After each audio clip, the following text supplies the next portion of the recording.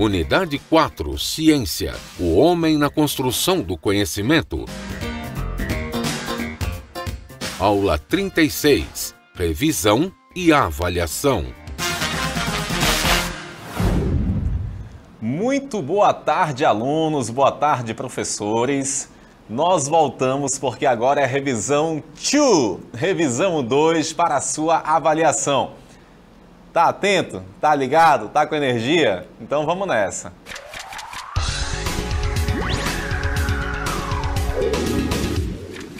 Muito bem, já voltamos e agora eu quero ver com você o que nós estudamos aí durante toda a nossa quarta unidade. Ai, ai, ai, vamos lá. Parnasianismo é o nome dele. É, rapaz, o retorno dos gregos. Esses gregos não são fáceis. Temos agora o retorno da mitologia grega e de todo esse modelo clássico na literatura.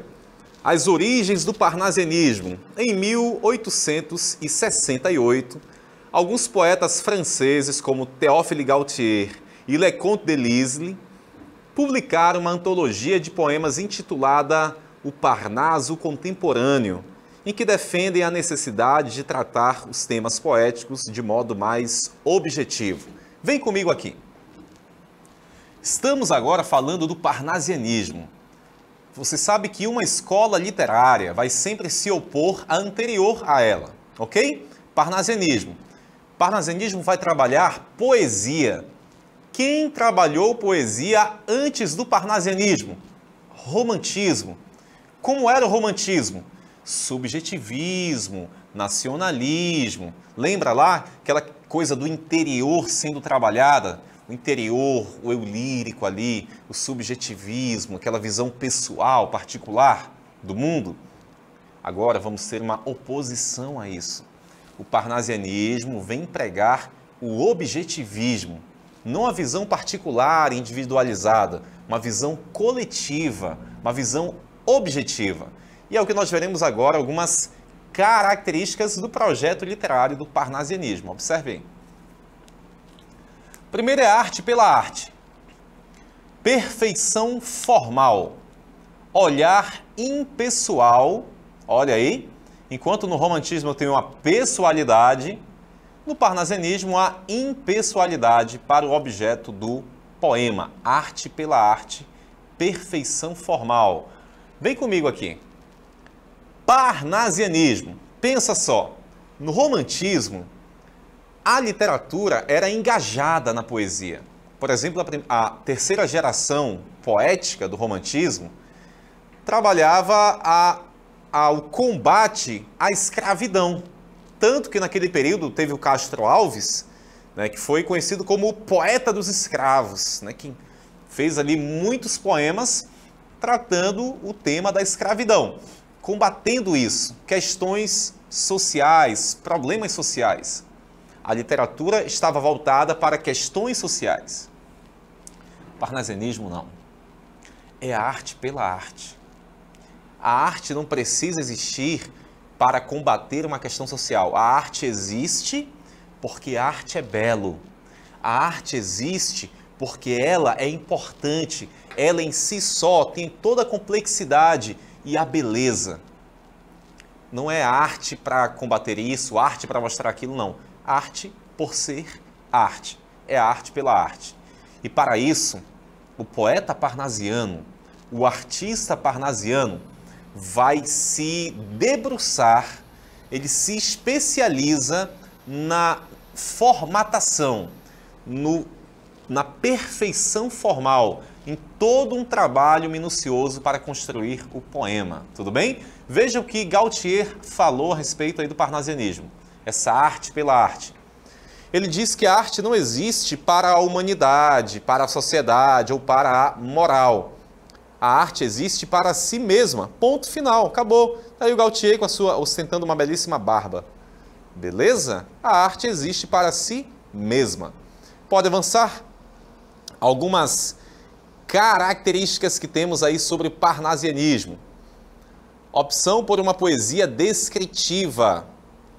Uso de imagens que apresentem de modo mais imparcial fenômenos naturais, fatos históricos. Opção por uma poesia descritiva. Olha só. Descrição imparcial de fenômenos naturais, fatos históricos. Preocupação com a técnica. Isso daí você precisa entender bem. Quando se fala de parnasianismo, tem muita rima, a sílaba métrica é considerada, o ritmo, todos os elementos devem ser harmonizados de modo a contribuir para a perfeição formal. O poeta busca essa perfeição formal. Haja vista que é arte pela arte, a arte existe para si mesma, a arte existe porque é bela, tem beleza em si mesma e não porque tem que fazer alguma coisa para a sociedade, combater problemas sociais e tal, como aconteceu no romantismo. Então, já que a arte é bela, estudemo-la, conhecemo-la, vamos entender que arte é essa disponível, como é que se faz um poema bom, bem estruturado. E aí eles vão trabalhar sílaba métrica, rima, ritmo, tudo ali, a questão dos sonetos, tudo muito bem trabalhado, muito bem pensado e construído, tá? Mais características aí do nosso parnasianismo. Tentativa de manter uma postura impassível diante do objeto do poema, para não cometer o excesso sentimentalista dos românticos. Falei sobre o sentimentalismo, subjetivismo, né, o trabalho do interior e tal. Pode avançar? Resgate de temas da antiguidade clássica. Olha aí os gregos. Referência à mitologia e a personagens históricas. Defesa da arte pela arte. A poesia deveria ser composta como um fim em si mesma. Temos falado bastante sobre isso. No Brasil, como é que foi o parnasianismo? Temos aí o retorno das musas. No Brasil, a estética parnasiana, que tem início juntamente com o realismo e o naturalismo, representou o ponto alto da poesia até o início do movimento modernista brasileiro em 1922. Tudo bem? O retorno das musas, parnasianismo no Brasil. Avançando, o parnasianismo no Brasil, seu início vem com Teófilo Dias, quando publica em 1882 Fanfarras. Essa data é associada ao início do parnasianismo no Brasil, 1882. Algumas características aí do parnasianismo brasileiro, observem. Novamente, a ideia da perfeição formal, busca dessa perfeição. Já que a arte pela arte, já que a arte é bela, né, então vamos fazê-la bem feita, formalmente, trabalhada. Vocabulário culto. Gosto pelo soneto. Lembra o que é um soneto? Quem é que lembra aí? Soneto. 2 quartetos, 2 tercetos. Um poema que tem 4 estrofes. 2 quartetos e 2 tercetos. Beleza? 2, 2. O que é um quarteto?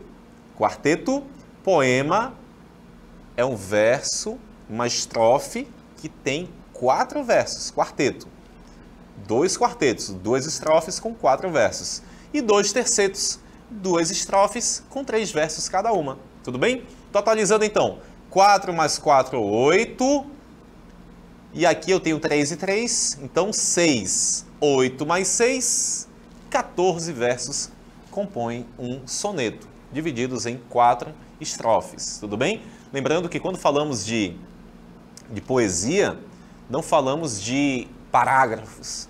Os parágrafos são as estrofes e as linhas são os versos. Cada linha, um verso. Cada parágrafo, uma estrofe. Tudo bem? Soneto tem, então, 4 estrofes. 2 estrofes formando quartetos e 2 com tercetos. Pode avançar aí. Rimas raras, chaves de ouro. Gosto pelas descrições, objetivismo, para contrariar o subjetivismo romântico. Pode avançar. Racionalismo, nada de emoção, tá? Universalismo, apego à tradição clássica, presença da mitologia greco-romana, arte pela arte. E o parnasianismo no Brasil, principais autores. Nós temos aí, ó, Olavo Bilac, de 1865 a 1918, todos com bigode muito bonito, né?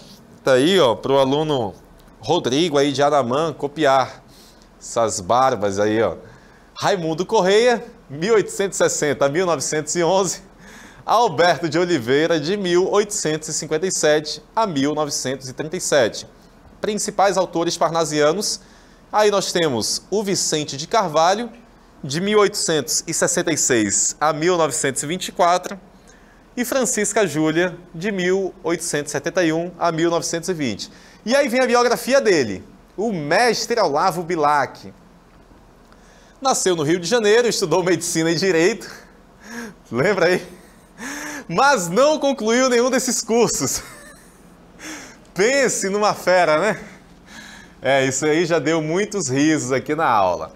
Exerceu as atividades de jornalista e inspetor escolar. Obteve honrarias e cargos políticos.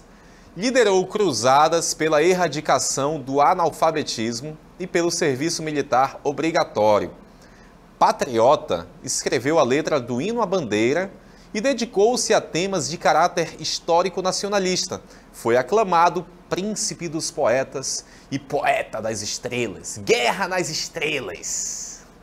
Obras, poesias. Esta obra contém Panóplias, Via Láctea, Sarças de Fogo, Alma Inquieta, As Viagens, O Caçador de Esmeraldas, Sagres e poesias infantis. E aí vem um dos poemas mais conhecidos aí, de Olavo Bilac, está na tela para você. Ora direis ouvir estrelas, certo? E aí você vai ver que esse poema é um soneto. Vou querê-lo aqui para trabalhar com você. Olha o que nós vamos fazer aí. Ora direis ouvir estrelas, certo? Perdeste o senso, e eu vos direi, no entanto, que para ouvi-las, muita vez desperto, e abro as janelas, pálido de espanto. E conversamos toda a noite, enquanto a Via Láctea, como um palho aberto, cintila, e ao vir do sol saudoso e em pranto, ainda as procuro pelo céu deserto. Vamos então, direis agora, tresloucado amigo, que conversas com elas, que sentido tem o que dizem quando estão contigo? E eu vos direi, amai para entendê-las, pois só quem ama pode ter ouvido, capaz de ouvir e de entender estrelas, Olavo Bilac. Beleza! Vamos então agora refletir um pouquinho aqui nesse poema, na questão formal, de que tanto falamos aí na aula. Observe aí. Isto aqui, ó, cada marcação dessa é uma estrofe. Então nós temos aí estrofes. Ok? Duas estrofes aí. Estrofe 1 e estrofe 2. Sendo que cada estrofe tem 1, 2, 3, 4 versos, ó. 1, 2, 3, 4 versos. Se tem 4 versos, vou chamá-las de... são quartetos. Eu tenho um quarteto lá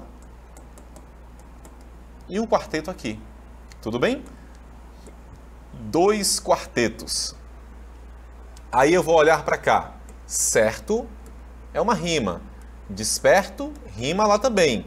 Aberto e deserto, tudo isso é rima A. No entanto, rima com espanto, com enquanto e pranto.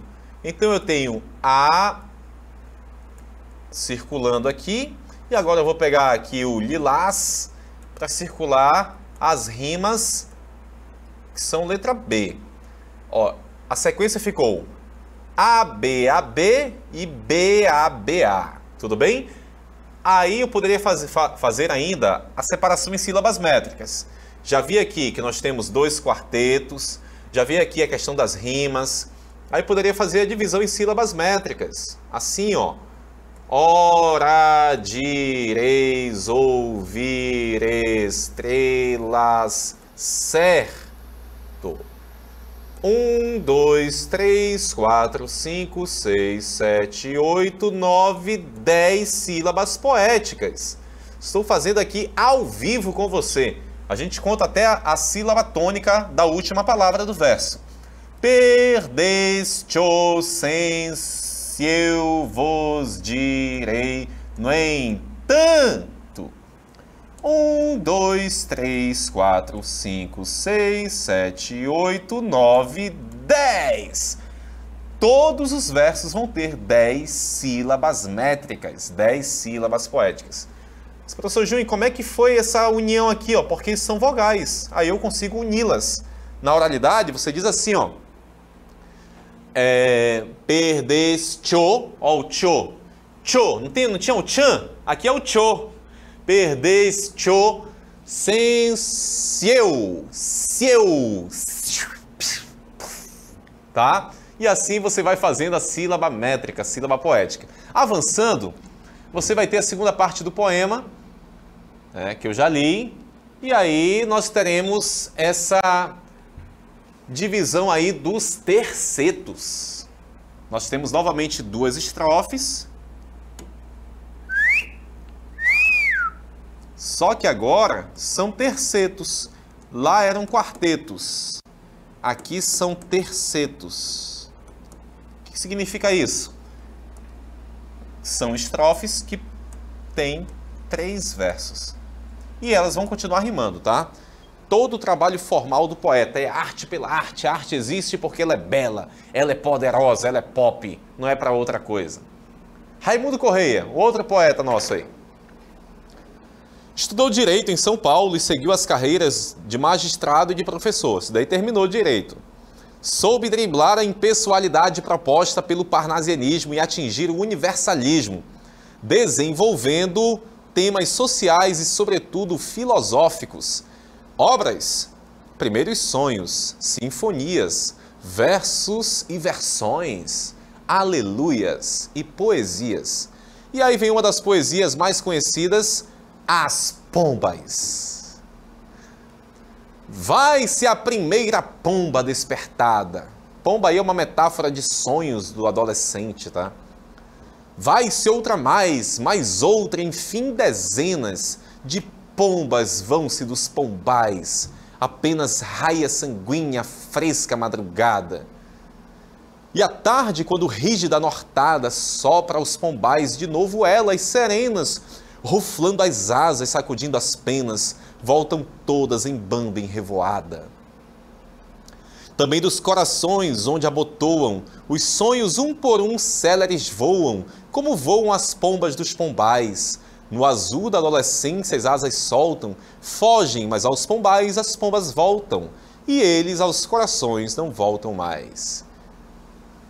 As Pombas, aí que é um poema do nosso parnasianismo, trabalhando a questão aí dos sonhos do adolescente e tal. Novamente um soneto, 2 quartetos, 2 tercetos, sílaba métrica, né? Versos decassílabos, 10 sílabas poéticas, tudo bem feito. Os poetas eram artífices da palavra, faziam o poema com toda uma elaboração formal delicada, minuciosa, que eles, para a qual se prepararam. Tudo bem? Alberto de Oliveira. Nasceu em Saquarema, Rio de Janeiro. Diplomado em farmácia, dedicou-se ao magistério, tendo exercido cargos públicos ligados ao ensino, preferindo ignorar os problemas nacionais. Cultor da forma, sua temática abrangia desde a natureza até meros objetos. Incluía também elementos da mitologia greco-romana. Obras: canções românticas, meridionais, sonetos e versos, versos e rimas. E aí nós trabalhamos em uma das nossas aulas o vaso grego. Uma das aulas trabalhamos aí. Colocamos aí apenas 2 estrofes do vaso grego, ok? Isso daí é quarteto ou é terceto? São 2 quartetos ou 2 tercetos? Fala para mim, vai. Diz aí. Hã? São 2 quartetos. Esta de áureos relevo, trabalhada de divas mãos, brilhante copa um dia, já de aos deuses servir como cansada, vinda do Olimpo, a um novo Deus servia. Era o poeta de Teos que o suspendia. E então, ora repleta, ora esvazada, a taça amiga aos dedos seus tinha, toda de roxas pétalas colmada. Trabalhada, rima com cansada, rima com esvazada, rima com colmada. Dia, rima com servia, suspendia e tinia. Rimas As e Bs, muito bem trabalhadas em vaso grego. E aqui a gente encerra a fala do parnasianismo e vamos entrar no simbolismo. A arte da sugestão. Vem comigo aqui. Falamos do parnasianismo agora. Antes do parnasianismo, romantismo. No romantismo, subjetivismo, interior das personagens sendo trabalhados, a pessoalidade e tal. Aí vem o parnasianismo para quebrar com isso, para romper com o romantismo. Objetivismo, impessoalidade, racionalismo, ok. Aí chegamos ao simbolismo. O simbolismo vai contra o romantismo ou contra o parnasianismo? Contra o parnasianismo. É sempre vai em oposição à escola que antecede, tá? No caso, o parnasianismo antecede o simbolismo. Aí o simbolismo vai contra as características do parnasianismo. Se no parnasianismo é objetivismo, agora vai ser subjetivismo, retomando a ideia do romantismo. Se lá era racionalismo, aqui vai ser emotivo. E assim acontece, tá? Se era lá impessoal, agora vai ser pessoal, individual e tal. Tá na tela para você, observe aí. A arte da sugestão. Surgido no fim do século XIX, o movimento se caracteriza pelo subjetivismo, individualismo e misticismo. O simbolismo rejeita a abordagem da realidade e a valorização do social, feitas pelo realismo e pelo naturalismo. As origens do simbolismo. A publicação de As Flores do Mal, de Charles Baudelaire, em 1857. Essa publicação é considerada o marco inicial do movimento na Europa. Qual o contexto histórico e social? Enquanto as correntes estéticas contemporâneas do simbolismo, realismo, naturalismo, parnasianismo, são entusiastas do clima de desenvolvimento científico do fim do século XIX, o simbolismo nega essa aproximação e se opõe à racionalização e aos efeitos da industrialização na sociedade europeia. Bases filosóficas? Freud é considerado o pai da psicanálise, método de investigação que consiste essencialmente em evidenciar o significado inconsciente das palavras, das ações, das produções imaginárias, sonhos, fantasias, delírios de um sujeito. E aí, como é que é a literatura simbolista? Em vez de descrever, como o parnasianismo fez, aqui ela sugere, redescobre a subjetividade lá do romantismo e rompe com a objetividade do parnasianismo. Sentimento, imaginação, sensualidade, espiritualidade, tudo aquilo que acontecia no romantismo é retomado agora, rompendo com a escola literária que antecedeu o parnasianismo. Explora o subconsciente e o inconsciente, exatamente isso. Usa predominantemente imagens sensoriais e metafísicas. Para isso, vai usar as figuras de linguagem, fazer uso aí de aliterações, assonâncias, paralelismo, repetições, musicalidade, ok? Imagens sensoriais, estamos falando aqui da sinestesia, mistura de sentidos e fazer com que o poema permita ao leitor dele sentir o que está acontecendo ali, sentir a emoção do poema. Essa é a sugestão que nós temos no nosso simbolismo, tá? São símbolos sugeridos. Pode avançar. Aí já foi, prefere as sinestesias, metáforas, prosopopeias e analogias como figuras de linguagem. Usa letras maiúsculas em substantivos comuns para torná-los absolutos, para dar personalidade a essas palavras aí minúsculas, esses substantivos. Aí eles colocam com a inicial maiúscula. Expressa uma religiosidade não convencional, pelo desregramento dos sentidos, da sexualidade, das emoções, de delírios e alucinações. Busca o misterioso, o oculto, o vago, o caótico, o alógico, o anárquico, o indefinível, o inexprimível. Considera o poeta como vidente de realidades transcendentais e a poesia como expressão de vidência mediúnica. Anuncia o modernismo em sua busca da poesia pura, uma realidade tecida apenas de palavras. E aí, sobre o contexto europeu, o que nós temos? As descobertas de Freud, ao nível do inconsciente e do sonho, solidificam o movimento espiritualista. No entanto, o simbolismo como corrente tem uma vida efêmera, rápida, passageira, fruto da euforia técnico-científica vivida pela sociedade, em especial pela burguesia que não abdicava dos prazeres materiais. Em Portugal, temos como marco inicial o movimento simbolista com o livro O Aristos, em 1890, de Eugênio de Castro. Ok? Principais autores do simbolismo em Portugal: Antônio Nobre, que trata a temática da saudade, enfatizando a musicalidade e a utilização de imagens estranhas e inesperadas. Sua obra apresenta a idealização da infância e do campo em contraposição à decadência do espaço urbano. Temos também Camilo Peçanha.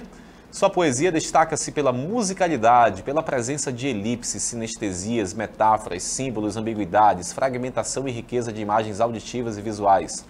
Os temas são relacionados à concepção pessimista e cética que o autor tinha diante da vida, a mágoa, a dor e a morte. Camilo Peçanha, obras na poesia Clepsidra, em 1920, prosa, China, estudos e traduções. Ok?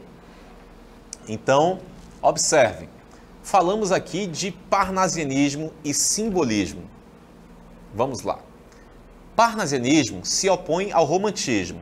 Se no romantismo eu tenho subjetivismo, trabalho do interior das personagens, pessoalidade, aquela coisa toda, no parnasianismo eu não vou ter subjetivismo, eu tenho objetivismo, impessoalidade, racionalismo. Deixa quieto. Mitologia grega. Aí vem o simbolismo, logo depois do parnasianismo, na verdade contemporâneos até. Vai retomar o romantismo, o subjetivismo do romantismo, contrapondo-se ao objetivismo do parnasianismo. A pessoalidade do romantismo contrapondo-se à impessoalidade do parnasianismo. O simbolismo retoma as características românticas e acrescenta outras características, o místico acontecendo de forma muito forte aí, aquela ideia religiosa não convencional, muito forte, retomando características do romantismo e acrescentando outras e sempre contrapondo-se à ideia parnasiana. Ok? Entenda isso. Uma escola literária sempre vai em oposição àquela que a antecedeu. Ok?